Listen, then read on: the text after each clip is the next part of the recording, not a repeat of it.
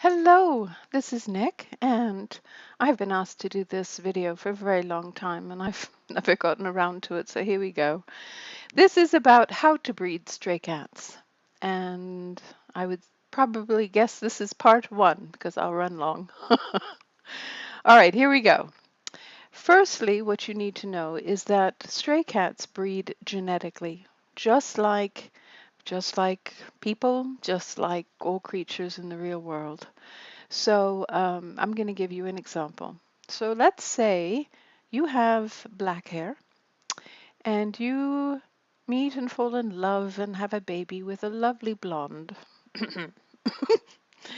um, and you have a baby. So black is dominant in nature more than blonde. You should know that. Just the same as brown eyes would be more dominant over blue eyes. And that is true. And that is our DNA at work. But so you have a baby, and you could have a black-haired baby. You could have a blonde-haired baby. And oh my goodness, this baby came out with red hair. Why?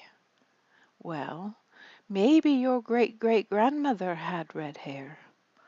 So that means that you are carrying the hidden gene, the recessive gene for red hair. So the same way our cats work. They are genetically bred. They have the set of traits that you see that are presented and visible. This cat behind me is a Calabian jungle green with spearmint eyes and almond round. It's got standard ears and tail, acid lime flare, and a chubby body. But what does it have hidden? The hidden is imparted from its parents, because those cats also have hidden genes. Yeah, and that's how we transfer things down through the generations. So I'm going to take a quick look at the pedigree of this Calabi Jungle Green here, and let's see what it's got possibly in it. Let's see how it was made. And let's see, where is that? Where is that sheet? I think it's here. Okay. So there it is. It's a girl, Calabi Jungle Green, spearmint eyes, blah, blah, blah, blah, blah, right? Okay, her mother was a Calabi Jungle Green with olive eyes, almond none, a nibbit tail, acid lime flare, so that's where that transferred from, and a fluffy body. And dad was a koala in purple with celestial grape eyes, crossed in a spot pupil, standard ears and tail shimmer, and a chubby body, so the chubby passed. The almond passed. Round, let's see, none and spot. Ooh, so one of those parents is hiding the round pupil gene, and they passed it. We don't know who yet. Probably, if I'm looking at the parents, the grandparents.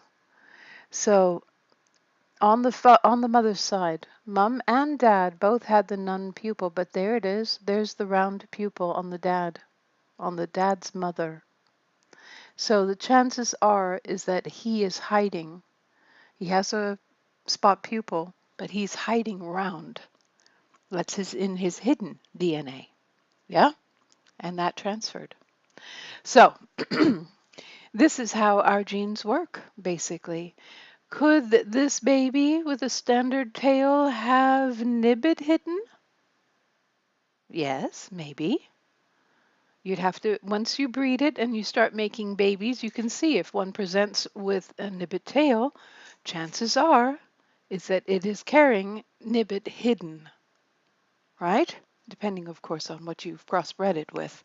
But, and similarly, in this particular case, he got acid lime flare winning out over shimmer, which was surprising because it's not quite as dominant, but it happened. And yay. But let's see. No shades here on her parents. No shade at, oh, wisteria. Could he be hiding wisteria? And where did his shimmer come from? His shimmer is hiding in one of his parents. Sometimes you will end up, let's say that you discover I don't know, you have a baby with blush like this. And you don't see blush anywhere, do you? You can always go back. You're going to have to go back. So you can click on the IDs of the grandparents, and you can look further back in the history, in the genetic pedigree, if you will, of and go back and go back and go back until you will discover where that blush came from. And so let's say it was 6 generations back on the mom's side. Um, you know, great, great, great, great, great, great grandfather had blush. Well, that means that that blush, because this baby, we do not look to 6 generations back. We only look to the parents. So that means that 6 generations ago, dad had a great, great, great, great, great, great grandfather had that blush, but we didn't see it again until now.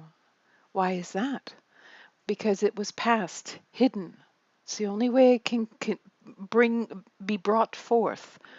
So it was hiding in his children, in one of them. And then when you bred them, it was hiding in some of their children, and it was hiding in their children. It was hidden all this time until finally it popped out and it showed itself. So that can happen. It does happen, and it's always a wonderful little surprise. But yeah, very cool. So Um, a Calabi Jungle Green mum, a koala purple dad. I was trying to make a koala jungle green with acid lime flare. That's what my goal was. It didn't work this time. I got the Calabi, but I bred it on purpose because I'm going to put it back with a koala. And in in the hidden, it does not remember the breed. So, for example, this Calabi jungle green little girl with spearmint eyes that I birthed that I'm going to use. She she doesn't she won't remember in her hidden that dad was a koala. That's not remembered. What might be remembered is that purple. Purple could be her hidden gene. Or looking back at his parents, baby pink or classic or whatever might be hiding in these grandparents. She might have hidden. Similarly, over here, everybody is jungle green. So there are chances because her mother was a first generation pure, as both her parents were Calabi's jungle green. It could be that as you go generations deep on something with color, it becomes more and more and more true. So you run the chance that this Calabi jungle green that I'm using, that I birthed, this little girl, could have also jungle green hidden. That makes her a very strong jungle green to use for breeding, right? Um, so what else? The same principle works with eyes. Now you might notice that this one came out with spearmint. Well, mom doesn't have spearmint. Dad doesn't have spearmint. Where did spearmint come from? It came from here. It's on the mother's father. So that tells me the mum has spearmint as a hidden gene because that's the only way it could pass. So you will discover these things as you go along, and it's way cool. It is so cool. So, and all the traits can transfer that way. Again, mom and dad each have a hidden set of DNA that you cannot see, that comes from their parents, and their parents have hidden traits that come from their parents, and so on and so on. And so it could be a real amalgamation of, oh, I love that word, of interesting traits that have come from the downline, that have been passed kind of silently, if you will, through the generations. It's very cool. So genetic breeding is actually a lot of fun. I want to just say one thing. You see this wisteria? Did I say this before already? I don't know. I get excited. Um, so tuft ears, let's do this. Tuft ears and left fold right curl.